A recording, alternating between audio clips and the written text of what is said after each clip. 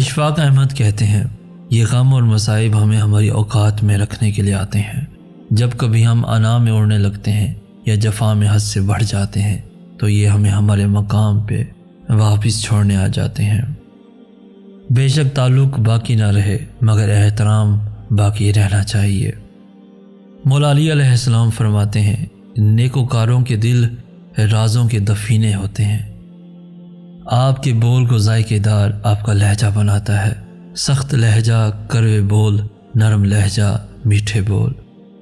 لہجہ دھیما رکھیے جناب، اونچی آوازیں تو آذان میں پسند ہے مجھے۔ اس قدر بھیڑ ہے فرشتوں کی، آدمی آدمی کو ترستا ہے اب۔ کبھی کبھی دھاگے بڑے کمزور چن لیتے ہیں اور پھر پوری عمر گانٹھ باندھنے میں ہی نکل جاتی ہے۔ غیبت کرنا کمزور آدمی کی آخری کوشش ہوتی ہے۔